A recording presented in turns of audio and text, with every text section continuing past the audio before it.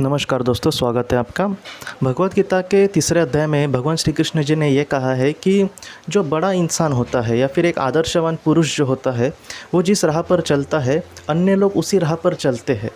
ये जो बात है दोस्तों, वो इसलिए महत्वपूर्ण है। भगवान श्री कृष्ण जी हमसे ये कहते हैं कि सिर्फ बड़े इंसान की यह बात नहीं है, तो एक अन्य लोग या फिर एक आम इंसान जो होता है जिसको अच्छी राह पर चलना है, लेकिन उसका मार्गदर्शन करने वाला फ़िलहाल कोई नहीं है।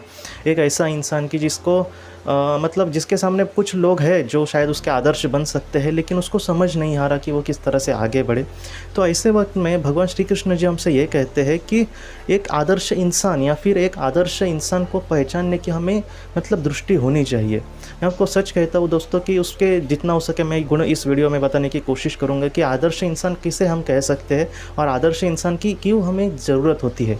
हमारे जीवन में दोस्तों हमें एक बहुत ही बड़े आदर्श की हमेशा ज़रूरत होती है। वो कोई भी हो सकता है, खुद भगवान भी हो सकते हैं, या फिर इस पृथ्वी पर आकर जिन्होंने बहुत बुरे हालात का सामना किया और कहीं ना कहीं एक सफल इंसान बन के दुनिया को दिखाया, वो भी हमारे आदर्श हो सकते हैं। तो इस तरह से हमें एक आदर्श इंसान के बारे में हमेशा सोचना होगा, उसकी तरह जितना हो सके अपने आप को में ढालने की कोशिश करनी होगी। तो सबसे बड़ा आदर्श इंसान जो होगा दोस्तों, वो निस्वार्थ होगा। मतलब वो अपने आप को इतना कुछ चाहेगा नहीं, वो हमेशा जितना हो सके दूसरे का मार्गदर्शन करने की कोशिश करेगा। जिस तरह से बड़े बड़े जो संत हैं, उन्होंने अपने आप को कुछ नहीं चाहा, लेकिन जितना हो सके लुटा देने की कोशिश की। अगर संत ज्ञानेश्वर की अगर हम बात करें दोस्तों, तो उनका जो ज्ञानेश्वरी ये जो ग्रंथ है, जो भगवत गीता पर उन्होंने जो संभाषण कहे हैं वो है, तो उसमें अगर हम पढ़ेंगे ना दोस्तों, तो ऐसा लगता है कि कोई एक अमीर इंसान जैसे ऐसे धन अपना लुटाता है, वैसे उन्होंने लुटाया है और दुनिया को जितना हो सके बहुत ही अच्छी चीज़ें देने की हमेशा उन्होंने कोशिश की है। ऐसे जो संत होते हैं तो वो हमारे आदर्श बन सकते हैं। इस पृथ्वी पर भी ऐसे बहुत सारे लोग हैं जिनके हमेशा मैं नाम लेता हूँ, सिंधु ताई सबका, प्रकाश आमटे, अब्दुल सत्तार रिधी जी, या फिर कैलाश सत्यार्थी जैसे लोग मतलब इतना बड़ा वो काम करके गए हैं या फिर कुछ ऐसा करके गए हैं जो जिससे उनको कुछ भी मिलने वाला नहीं था। अगर अब्दुल सत्तार रिधी, कैलाश सत्यार्थी या फिर प्रकाश आमटे की जी की बात करें, तो वो अपनी जीवन बहुत ही अच्छे से जीने की कोशिश आराम से कर सकते थे, लेकिन ये सारी चीज़ें छोड़कर उन्होंने एक ज़रूरतमंद की मदद करने की कोशिश की और उनसे कभी भी कुछ भी नहीं चाहा।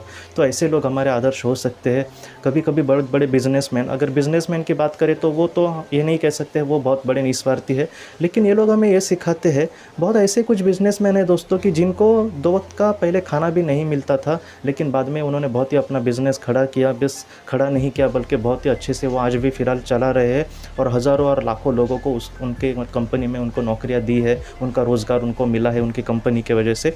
तो ऐसे जो बिज़नेसमैन हैं या फिर जो बड़े बड़े लोग हैं, वो भी हमें सिखाते हैं कि फ़िलहाल जो हमारे हालात है, कुछ ऐसे भी लोग हैं जिनको 2 वक्त की रोटी नहीं मिलती थी, 2 वक्त का खाना नहीं मिलता था, फिर भी दोस्तों उन्होंने हिम्मत नहीं हारी। उन्होंने मतलब जीवन में जो भी अपने हिसाब से हो सका वो कोशिश की और कहीं ना कहीं उसमें सफल हुए। तो ये जो सारे लोग हैं वो हमें ये सिखाते हैं कि जीवन में हार नहीं मानना। ऐसे लोग भी हमारे आदर्श हो सकते हैं।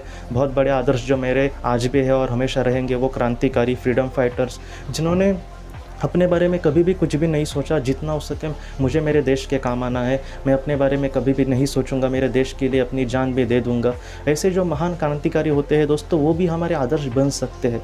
अगर हम दोस्तों एक इंसान का आदर्श ना रखें, फिर भी सारे लोगों का एक कहीं ना कहीं एक अच्छा पॉइंट हम ले सकते हैं, कभी भी हार नहीं मानना। मैं तो कभी कभी कहता हूँ कि जानवर भी हमारे आदर्श हो सकते हैं दोस्तों। कितनी हम चीज़ें उनसे सीख सकते हैं।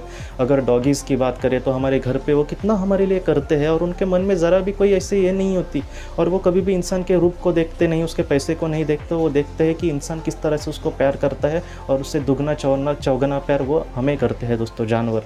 तो ऐसे जानवर भी हमारे मतलब आदर्श हो सकते हैं। आदर्श जो है दोस्तों, वो हमें ये सिखाता है कि उस राह पर हमें चलने की कोशिश करनी होगी। मतलब क्या कि जो फ्रीडम फाइटर्स है या फिर बड़े बड़े बिजनेसमैन हैं या फिर बड़े बड़े जो संत हैं, वो हमें ये सिखाते हैं कि इस राह पर हम किस तरह से चल सकते हैं या फिर हमारे जीवन का उद्धार कहाँ पर है। कभी भी हार नहीं माननी है, ईश्वर भक्ति में पूरी तरह से लीन होना है, पूरा विश्वास करना है ईश्वर पे। बाद में जो बिजनेसमैन है उनसे हम सीख सकते हैं कि जुनून क्या होता है, अपने सपने के लिए किस तरह से पागल होकर काम करना है। काम जब हम करेंगे अपने सपने के लिए, तब हम घड़ी पे कभी भी हमें ध्यान नहीं देना है, सिर्फ हमारे काम पर ध्यान देना है। तो इस तरह से हमें हमेशा जीवन में आगे बढ़ने की कोशिश करनी होगी और और ये जो जीवन है उसका जितना हो सके हमेशा सार्थक करने मतलब इस रास्ते पर हमें चलना होगा कि हम मतलब लोगों से कुछ सीख सके। ऐसा नहीं है कि मैं खुद का ही रास्ता बनाऊंगा, लेकिन दूसरे को जिस तरह से वो चला उस रास्ते पर, उस तरह से अगर हम देखेंगे तो खुद का भी रास्ता बनाने में हमें बहुत आसानी हो सकती है।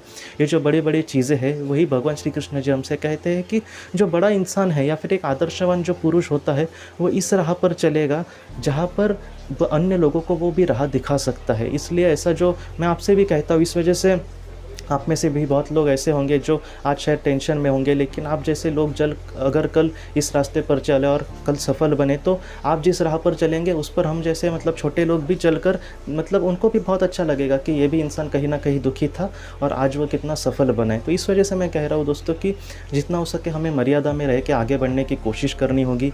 यह मर्यादा क्यों महत्वपूर्ण है, समझो आज आप हम कोई छोटे इंसान हैं और कल आप कोई बड़े इंसान बन गए, तब अगर हम किसी मतलब हमसे कोई गलती हुई तो गलती को भी उस मतलब आज माफ़ किया जा सकता है लेकिन कल नहीं किया जा सकता। इसलिए अगर हम आज ही मतलब अपने आप को कंट्रोल करके बहुत ही अच्छे से काम करेंगे तो आप कल मतलब 4 लोगों को कह सकोगे कि उस वक्त मेरे सामने भी कुछ बुरा था लेकिन मैंने उसको नहीं चूज़ किया, मैंने जितना हो सके अच्छे मूल्यों को धारण करके ही मैं आगे बढ़ा और सफल बना। और मैं ज़रूर दोस्तों आपके लिए प्रार्थना करूँगा कि आप भी जीवन में ज़रूर सफल हो, आपके जो भी सपने हो वो ज़रूर सफल हो।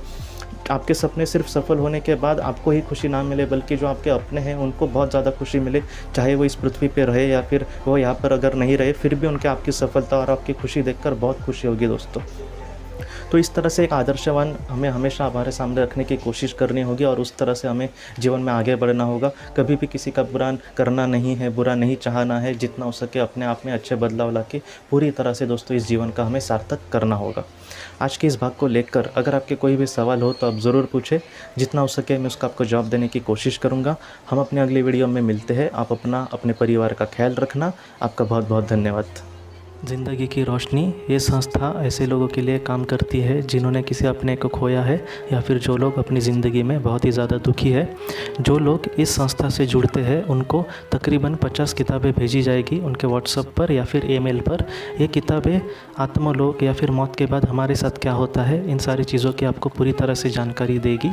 और इसके साथ साथ आपको एक पास्ट लाइफ रिग्रेशन थेरेपी की ऑडियो भी भेजी जाएगी। इस ऑडियो की मदद से आप घर बैठे अपनी पास्ट लाइफ रिग्रेशन करने की कोशिश कर सकते हो। बहुत लोग पास्ट लाइफ रिग्रेशन थेरेपिस्ट के पास किसी कारण के वश नहीं जा सकते, तो ऐसे लोगों के लिए मदद के लिए ये ऑडियो तैयार की गई है। तो आप ज़रूर इस संस्था से जुड़े। इस संस्था से जुड़ने के लिए सामने जो व्हाट्सएप का नंबर दिया है आप कृपया उस पर संपर्क करें। आपका बहुत बहुत शुक्रिया।